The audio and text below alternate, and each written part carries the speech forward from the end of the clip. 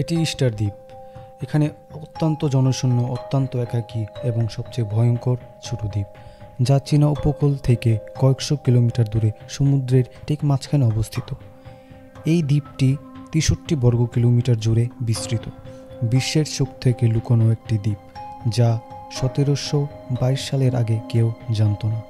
কিন্তু যখন এই দ্বীপটি প্রথমবার দেখা গেল, তখন সেখানে পাথর খোদাই করে হাজার হাজার মূর্তি ছিল, যা দেখে মনে হচ্ছিল মানুষ কোনো বিশেষ উদ্দেশ্যে এই মূর্তিগুলো করেছে।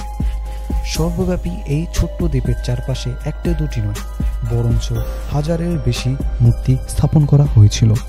সর্বোপরি এখানে বসবাসকারী সমস্ত মানুষ যে কোনো উদ্দেশ্য কিছু মূর্তি অসম্পূর্ণ করে রেখেই চলে গিয়েছিল, যা এখন অবধি কেউ জানে না। আর আপনি যদি আমার চ্যানেলে নতুন হয়ে থাকেন, তবে অবশ্যই আমার চ্যানেলটিকে সাবস্ক্রাইব করে আমার পাশে থাকুন এবং আমাকে সাপোর্ট করুন। গল্পটি শুরু হয় ১৭২২ সালে, অর্থাৎ প্রায় ৩০০ বছর আগে, যখন একজন ইউরোপীয় অভিযাত্রী জ্যাকব রোগিন তার ছোট নৌকায় সমুদ্রের কোথাও হারিয়ে যান। তিনি অনেক দিন ধরে ভেসে বেড়াতে এই দ্বীপে পৌঁছান। তিনি এখানে পৌঁছে দেখেন যে পাথরের তৈরি অসংখ্য বড় মূর্তি রয়েছে। এই মূর্তিগুলো দেখতে খুব ভয়ঙ্কর এবং লম্বা ছিল, যেগুলো অত্যন্ত দক্ষতার সাথে পাথর কেটে তৈরি করা হয়েছিল। জ্যাকব এইসব দেখে একটু অবাক হলেন। সে ভেবেছিল এই মূর্তিটি তৈরি করার জন্য আরও অনেক লোক থাকবে। তাই সেই দ্বীপটি আরও কিছু অন্বেষণ করতে শুরু করেন। কয়েক ঘন্টা দ্বীপটি পরিদর্শন করার পরে সে বুঝতে পারে যে এই দ্বীপে সে একা, যেখানে এই পাথর মূর্তি ছাড়া আর কিছুই নেই। সেখানে অনেক মূর্তি ছিল, যার মধ্যে অনেকগুলি দাঁড়িয়ে ছিল এবং অনেক মূর্তি ছিল মাটির তলে গাঁথানো। এই সময় এই দ্বীপের মাত্র কয়েকজন মানুষ বাস করত। সেই সময় এই লোকেরা এই দ্বীপটিকে রাপা নেই বলতো। এই দ্বীপটি সেই সময় হাজার হাজার মানুষের অবকাশস্থল ছিল, কিন্তু সেই লোকেরা জানতো না যে এই মূর্তিগুলো কে এবং কেন তৈরি করেছিল। এরপরে এই দ্বীপটি একটি খুব বড় রহস্যময় স্থানে পরিণত হয়েছিল, যার জন্য সারা বিশ্ব থেকে অনেক প্রত্যান্তিক এবং বিশেষজ্ঞরা রহস্য জানতে সেখানে আসতে শুরু করেছিল।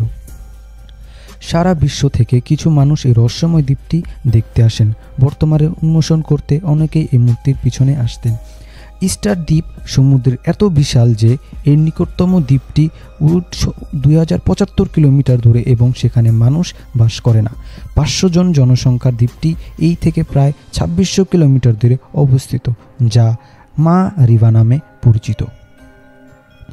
যদিও ইস্টার দ্বীপ চিলির ভূখণ্ডে আসে এবং এখান থেকে চিলির উপকূলের দূরত্ব প্রায় ১২ কিলোমিটার, আজকের সময় শুধুমাত্র একটি বিমানের সাহায্যে পৌঁছানো অসম্ভব, যা চিলি থেকে ইস্টার দ্বীপের এই দূরত্ব অতিক্রম করতে প্রায় ৫ ঘন্টার বেশি সময় নেয়।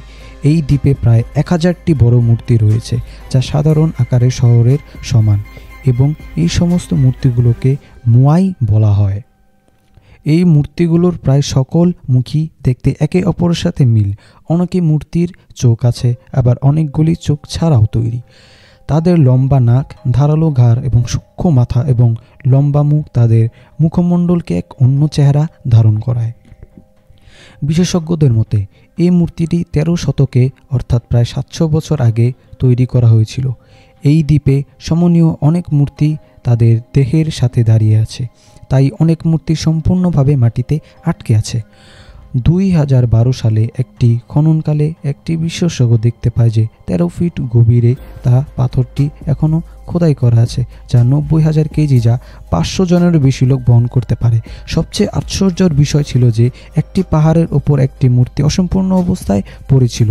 বিশেষজ্ঞদের হিসেব অনুসারে এই উচ্চতা ৭০ ফুট, যেখানে নির্মাণ শেষ হওয়ার পর এর ওজন ছিল প্রায় ৩০০ টনেরও বেশি। পাথর খোদাই করে একটি মূর্তি তৈরি করা, তারপর এর মূর্তি দ্বীপের বিভিন্ন স্থানে নিয়ে আসা এমন একটি কাজ বলে মনে হয় আজও অসম্পূর্ণ করা সম্ভব নয়। বহু বছর ধরে বিশ্বাস করা হতো যে এই কাজটি মহাকাশ থেকে আসা কোনো ভিনগ্রহী প্রাণীরা করেছে, কিন্তু আধুনিক গবেষণা এই তথ্যটিকে ভুল প্রমাণ করে, এবং কারণ বিজ্ঞানীরা প্রত্নতাত্ত্বিকরা এই প্রমাণ করার জন্য প্রচুর প্রমাণ পেয়েছেন, যা স্পষ্ট করে দিয়েছে যে এই মূর্তিটি শত শত বছরের আগে এই দ্বীপে আগ্নেয়গিরি থেকে বেরিয়ে আসা লাভার মাধ্যমে তৈরি হয়েছে। অর্থাৎ এই কাজটি দ্বীপে থাকাকালীন করা হয়েছিল। যখন পাথরের উপর এই মূর্তির মতো চোখ তৈরি করার চেষ্টা হয়েছিল তখন এই কাজটি অসম্পূর্ণ, মাত্র 3 দিন সময় লেগেছিল। এই কাজটি একটি পুরনো হাতিয়ারের মাধ্যমে করা হয়েছিল, যা প্রাচীনকালে পাথর খোদাই করার কাজে কোনোভাবে ব্যবহৃত হতো। বিশেষজ্ঞরা মনে করেন যে এই পূর্ণাঙ্গ মূর্তিগুলো তৈরির জন্য প্রায় 12 জন শ্রমিকের দল তৈরি করা হয়েছিল, যার ফলে এই ধরনের মূর্তি তৈরি করতে প্রায় 1 বছরের বেশি সময় লেগেছিল। এই অসম্পূর্ণ মূর্তিগুলি দোখেয়ালি দ্বারা করানো হয়েছিল, যা মাটিতে বড় বড় পাথর স্থাপন করা হয়েছিল, সেগুলি মূর্তির আকারে খোদাই করা হয়েছিল। যখন এই কাজটি সম্পন্ন হয়েছে তখন এটি পাথরের থেকে আলাদা করা হয়েছিল। তারপর এত ভারী মূর্তিও কিভাবে এই দ্বীপের থেকে অন্য দ্বীপে অন্য স্থানে নিয়ে যাবে, এর জন্য প্রায় তারা 14টির হাতের বেশি ব্যবহার করেছিল। রাস্তার মাঝখানে পড়ে থাকা অনেকগুলো মূর্তিকে দেখা যাচ্ছে যে গেছে, এবং পতিত মূর্তিগুলোর মধ্যে একটি জিনিস খুবই সাধারণ ছিল যে পাহাড়ের উপর পড়ে থাকা মূর্তিগুলো খুব মুখ থুবড়ে পড়েছিল, আর পিঠের উপর থাকা মূর্তিগুলোকে উপরের পিঠে দেখা গেছিল, এত স্পষ্ট যে সেখানে মূর্তি পরিবহন করা হয়েছিল। এই মূর্তিটি দাঁড়িয়ে ছিল যে পরিবহনের সময় এটি পরে পড়ে গিয়েছিল এবং ভেঙে গিয়েছিল। বিশেষজ্ঞরা বিশ্বাস করেন যে এই সমস্ত মূর্তিগুলো দাড়ির সাহায্যে সোজা করা হয়েছিল এবং তা ধীরে ধীরে ডানে ডানে এবং সামনে পড়ে গিয়েছিল, এবং একইভাবে টিকে থাকতে এদিকে দ্বীপের বিভিন্ন দিকে অন্য স্থানে নেওয়া হয়েছিল। কংক্রিটের সাহায্যে একটি মূর্তি তৈরি করা হয়েছিল। এর 3 পাশে দাড়ি বেঁধে একটিকে ভারসাম্যহীন এবং ভারসাম্যরূপে করা হয়েছিল। পিছন থেকে দাড়িগুলোকে কিছুটা শিথিল দিয়ে, এবং যখন এটি ডান দিকে যায় তখন তা বাম দিক থেকে হালকা টানা হয়েছিল। তখন এই মূর্তিটি আশ্চর্যজনকভাবে এগিয়ে যেতে শুরু করছিল। একই কৌশল ব্যবহার করে এই মূর্তিটি 50 ফুট পর্যন্ত উপরে তোলা হয়েছিল, যা স্পষ্ট করে দিয়েছিল যে সেই সময় ইস্টার দ্বীপে বসবাসকারী লোকেরা এই কৌশলের ভিত্তিতেই মূর্তিগুলো স্থানান্তর করত। কিন্তু সেই রহস্য ছিল যে খুবই জানা গুরুত্বপূর্ণ। সর্বোপরি কারা এই ব্যক্তিরা যারা 1000 মূর্তির স্মৃতি এবং মূর্তি তৈরি করেছিলেন? এখানে কি ঘটেছিল?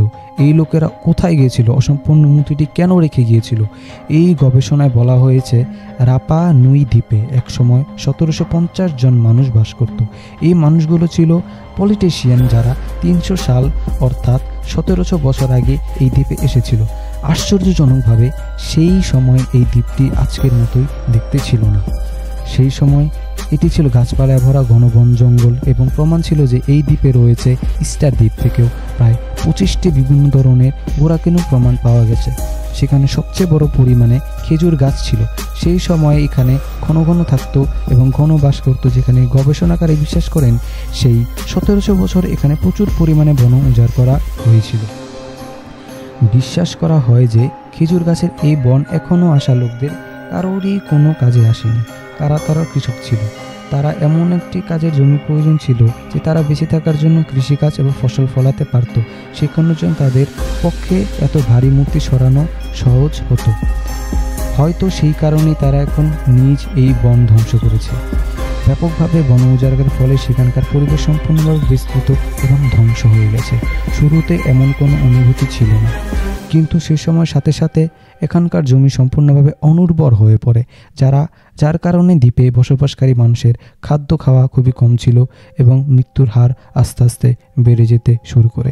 এটি প্রমাণ করে যে এই ছোট দ্বীপে একটি খুবই বড় আক্রমণ হয়েছিল। সেখানে বেশিরভাগ মহিলাকেই লক্ষ্যবস্তু করা হয়েছিল। এই দ্বীপে মহিলাদের সংখ্যা হ্রাস পাওয়ার কারণে এখানকার জনসংখ্যা ধীরে ধীরে হ্রাস পায়। অবশেষে একটি সময় চলে আসে যেখানে এখানে বেঁচে থাকা লোকেরা এখনকার কিছু সময় চিরতরে এই দ্বীপে চলে যায়। আজ এই দ্বীপটি খুবই বড় এবং পর্যটক আকর্ষণ হয়েছে। এখানে প্রায় বিশাল পাথরগুলি দেখে আমরা নিজের চোখকে বিশ্বাস করতে পারবো না যে এগুলো আসলে 1700 বছরেরও পুরনো তৈরি করা মূর্তি। কোন উদ্দেশ্য ভিত্তিক তৈরি করেছে এই মূর্তি এবং কোন উদ্দেশ্য ছিল এই মূর্তি তৈরি করার পিছনে তা আজও অজানা, তা জানা যায়নি এখনো।